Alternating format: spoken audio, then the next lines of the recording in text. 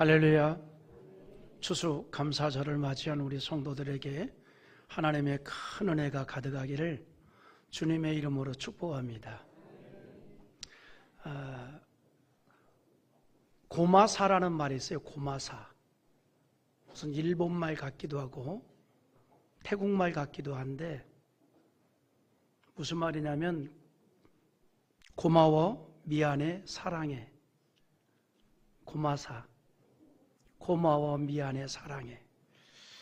작은 일에도 고마워 표현하고 상대방에게 실수나 상처를 주는 일을 했다면 미안해, 사과를 하고 또 사랑하는 사람에게는 사랑해 라고 하며 마음을 표현하는 이 말입니다. 사실 이 말이 어려운 말이 아니거든요. 그럼에도 불구하고 꽤 어렵게 생각해요.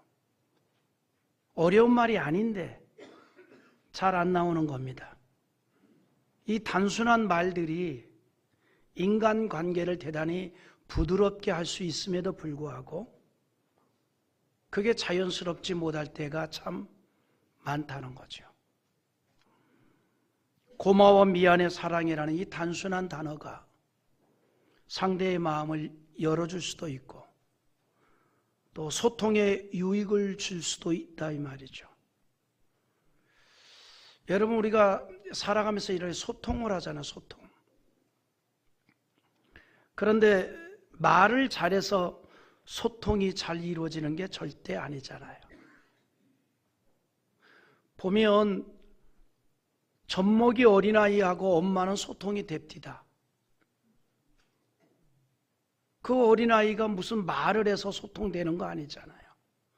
그런데 엄마는 희한한 능력이 있더라고. 그냥 웅얼거리는데 오 배고파, 오 했어, 쌌어? 다 소통이 돼요. 그러니까 사람과 사람끼리의 이 소통도 말을 잘해서 소통되는 거 결코 아니에요. 마음이 열려야 소통이 되는 겁니다. 마음이 열려야.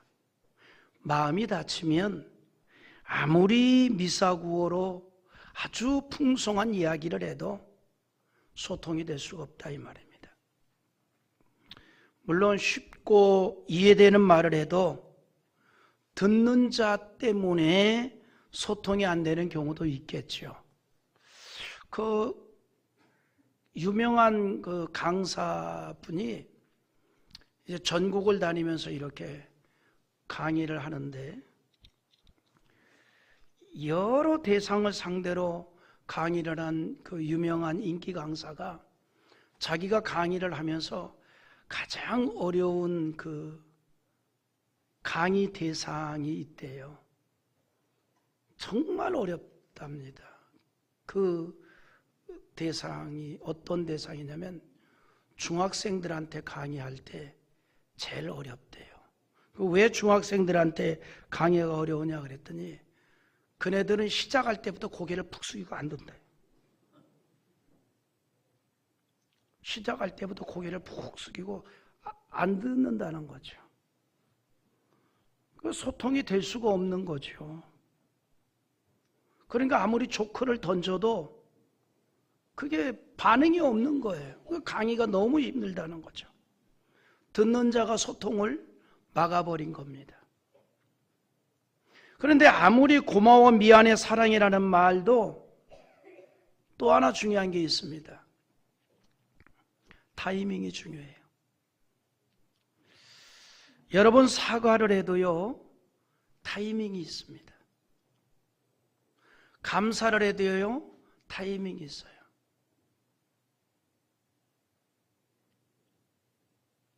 어떤 분이 자기 어머니에 대한 이야기를 해요. 돌아가시기 직전에 자기 손을 잡고 눈물을 흘리면서 아무개야 내가 이렇게 모질게 하고 내가 너에게 이렇게 한 걸 정말 미안하다 했대요.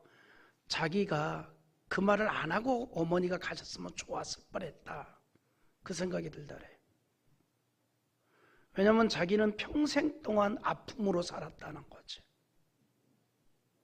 근데 죽기 직전에 그래 놓으니까 오히려 더 아프다는 거예요. 상대를 아프게 했으면 죽기 전에 풀지 말고 멀쩡할 때 풀어야죠. 멀쩡할 때. 물론 이제 사람들이 죽기 전에 그런 거 다 풀고 가는 게 좋다 그래서 그때 하는데, 중요한 건 뭐냐면요, 타이밍이에요. 여러분, 돌아가신 다음에 아무리 제사상을 상다리 휘어지게 차린들 그거 와서 드십니까? 예전에는 12시에 제사를 드렸어요. 12시에 오신다고. 근데 요즘은 교통이 많이 막혀서 빨리 돌아가셔야 된다고 저녁에 합디다, 6시에.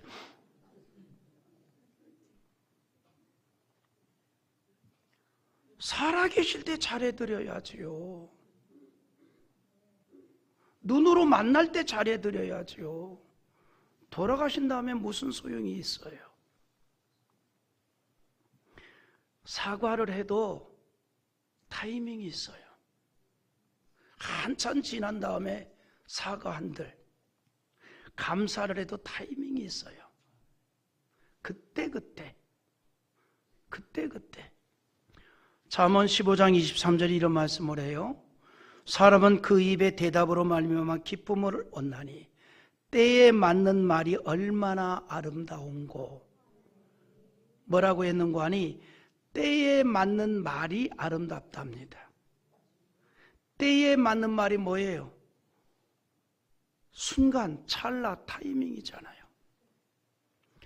내 마음의 감사의 뜻을 전하는 것도, 미안한 마음의 용서를 구하는 것도 말은 적절한 순간이 있습니다.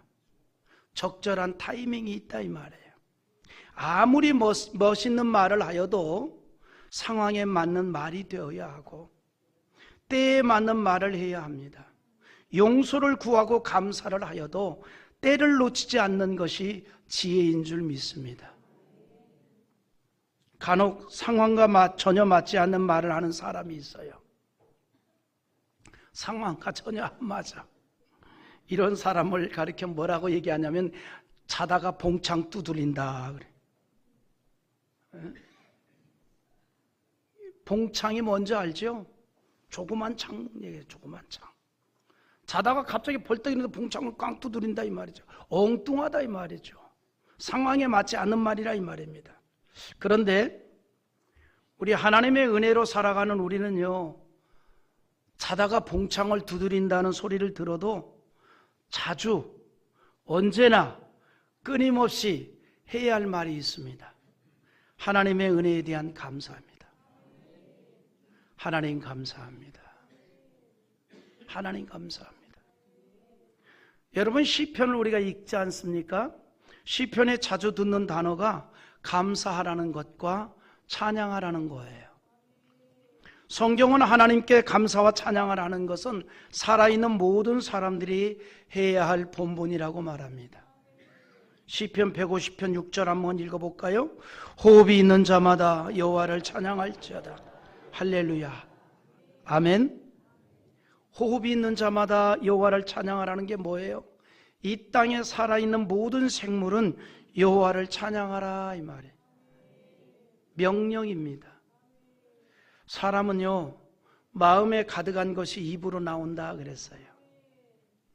누가복음 6장 45절에 선한 사람은 마음에 쌓은 선에서 선을 내고 악한 자는 그 쌓은 악에서 악을 내나니 이는 마음에 가득한 것을 입으로 말함이라 그래. 여러분, 우리의 마음에 그리고 우리의 생각이 입술로 표현되는 거 아닙니까? 취중진담이란 말이 있죠. 취중진담. 술에 취해서 자신도 모르게 그 마음에 있는 말을 한다 이 말이에요. 그런데 사람들 가운데 실제로 맨정신으로는 말을 못하던 사람이 술을 먹고 취하면 대단히 용감해지는 사람이 있어요. 그냥 용감하게 말을 많이 합니다. 근데 그게 술김에 생각도 없는 말을 한 게 아니라 이미 그게 마음에 있었던 거예요. 그 마음에 있었던 겁니다. 마음에 가득한 것이 입으로 나오는 거예요. 마음에 가득. 그러니까 평상시에는 이 말을 하고 싶은데 그냥은 못하겠으니까 잔뜩 먹고 인사불성이 되어서 술의 힘을 빌려가지고 막 하는 거죠. 비겁해요. 맨정신 때 얘기를 해야지. 비겁해요. 그리고 잔뜩 실수를 해놓고 딱 한마디로 끝내버려요. 그 다음날 아우 술에 취해서 뭔 말인지 아무것도 몰라요. 제가 그런 말을 했어요. 미쳤어 미쳤군 죄송합니다 그래요. 할 말 다 해놓고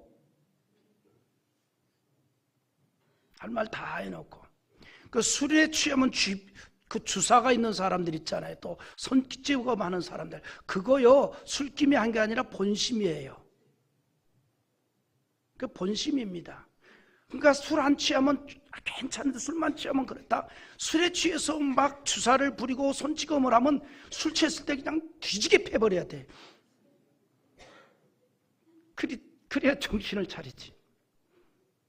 여러분 인척 중에 그런 사람 있으면 술 취할 때 짱대교를 데리고 오세요. 주로 아무도 없는 시간에 데리고 오세요. 어떻게 할 건데? 기도해 드릴게요. 여러분 마음에 가득한 것이 입으로 나오는 거예요. 우리는 어떤 상황에서든 나의 말이 그래서 하나님의 기쁨이 될 수 있는 말이 되도록 힘써야 합니다. 다윗은요 자주 그런 결단과 다짐을 합니다.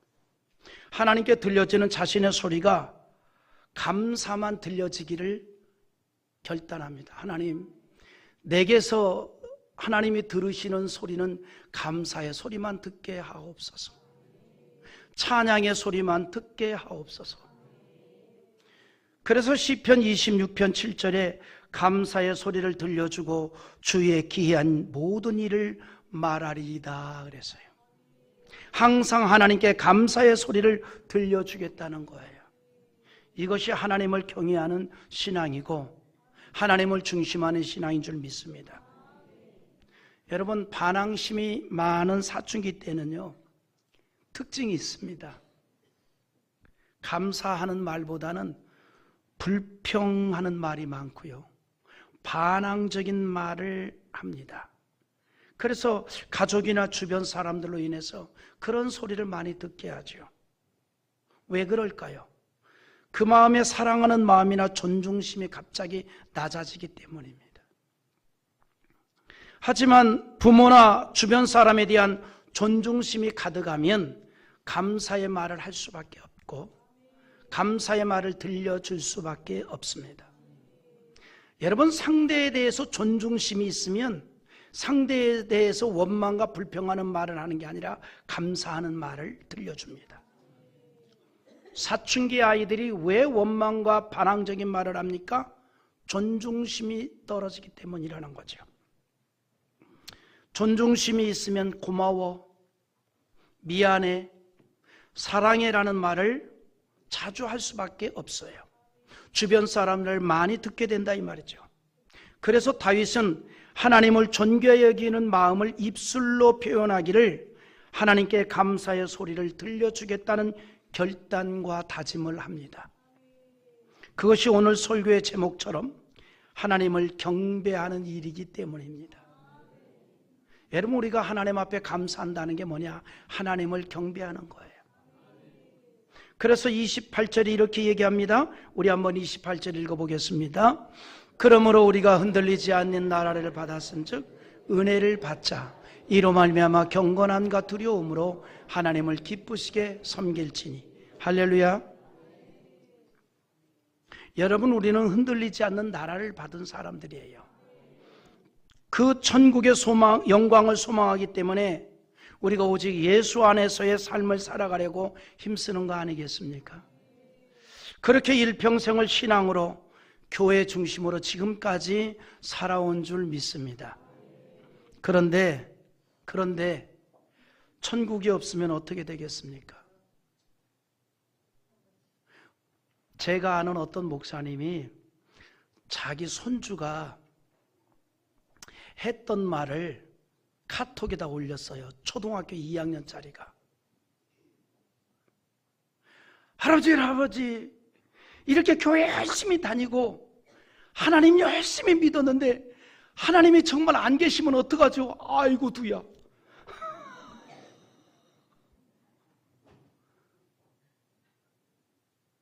자기가 어느 날 그런 생각이 들었대요. 자기 교회 열심히 다녔는데 하나님이 안 계시면 어떡하냐고. 여러분, 우리가 열심히 교회 중심으로 신앙생활하는 이유는 뭐죠? 천국에 대한 소망 때문이잖아요. 일평생 교회 중심으로 살아가는 이유도 뭐예요? 천국에 대한 소망 때문이잖아요. 근데 만약에 천국이 없으면 어떻게 되겠어요? 얼마나 허망하겠습니까?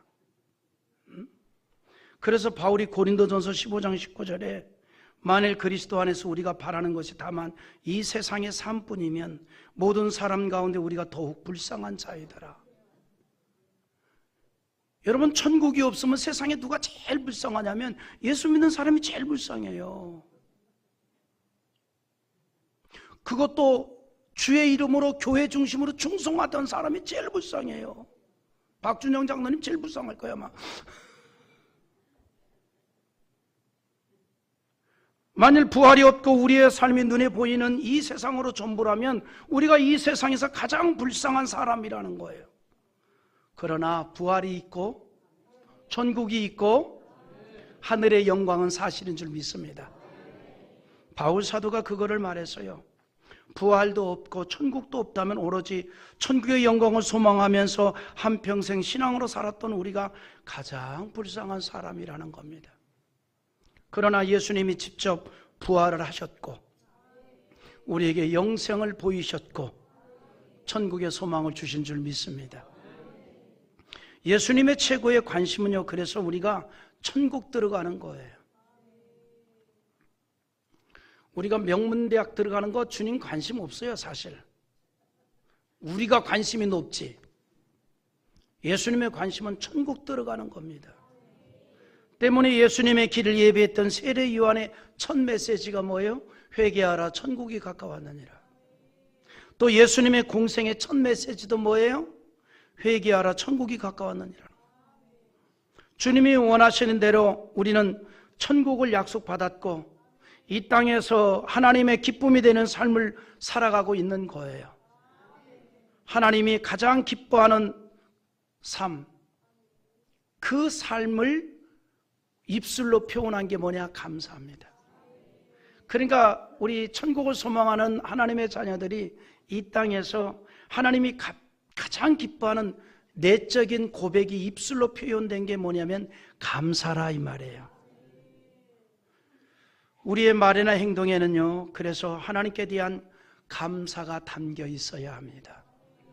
그 일이 하나님의 기쁨이 되고 섬김이 되고 경배의 출발이기 때문입니다. 그러므로 범사에 감사하라라고 하였고 그것이 흔들리지 않는 천국을 약속받은 우리를 향한 하나님의 뜻이라는 겁니다. 감사는 우리의 신앙에 큰 유익이 됩니다.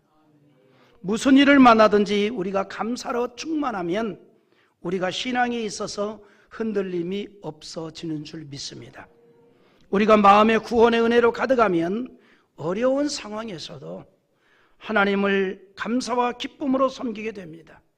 28절에 섬긴다는 말은요, 다른 말로 경배한다 이 말이에요. 다시 말해서 하나님께 기쁨으로 예배를 드린다 이 말입니다. 그런데 이 모든 것에도 하나님의 은혜가 필요합니다. 구원도 하나님의 전적인 은혜였듯이 우리가 하나님의 기쁨이 되는 삶을 살아가는 것조차도 하나님의 은혜라는 겁니다. 그래서 우리가 감사로 가득하게 살아가는 것도 하나님의 은혜입니다.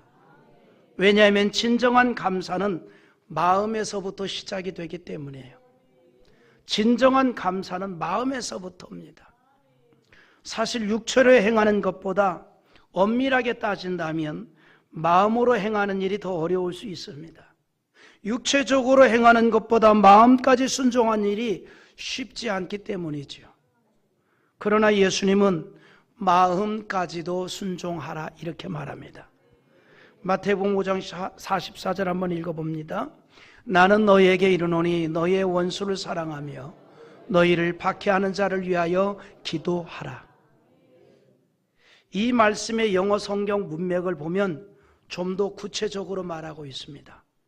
나를 공격하고 악한 행위를 한 자를 사랑하고 나를 미워하는 자에게 선을 베풀며 부당하게 고통을 받게 한 자를 위해서 오히려 기도를 하라고 합니다. 그런데 여기서 말하는 기도는 단순한 기도가 아니라 축복을 말하는 겁니다. 축복하라는 거예요. 이 일은 마음에서부터 시작이 되어야 합니다. 그러나 여러분, 원수를 사랑하는 일은 인간의 본성을 거스르는 행위 아닙니까? 인간의 본성이 뭐예요? 누가 나를 한 대를 때리면 두 대 때리고 싶은 게 본성이잖아요. 갑자기 눈빛이 다른 거 보니까 여러분은 안 그런가 보죠?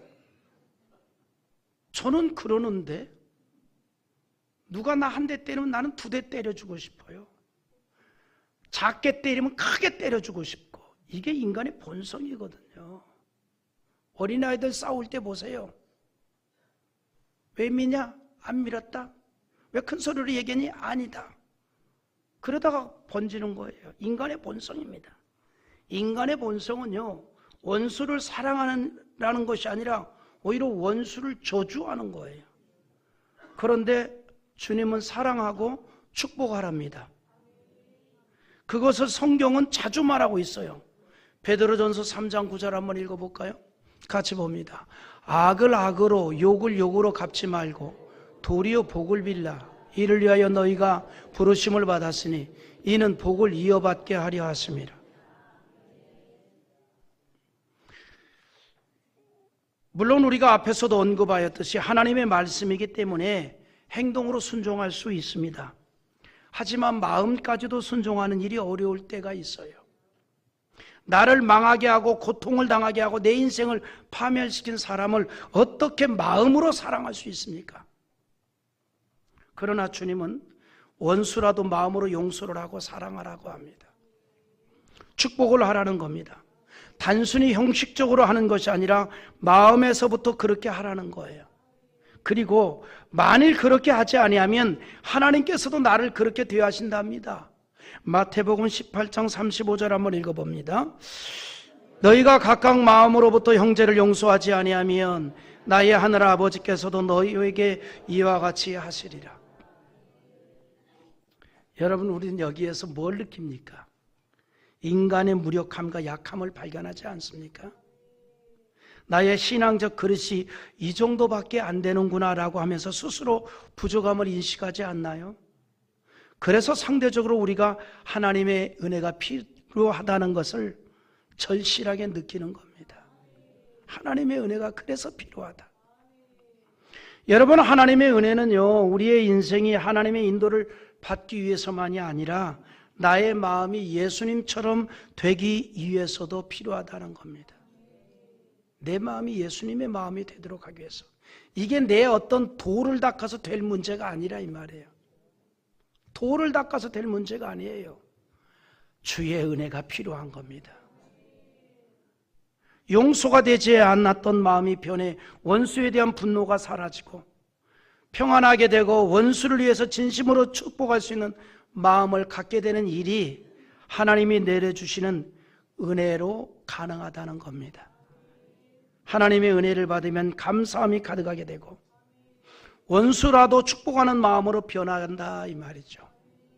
그래서 우리가 은혜를 받아야 합니다.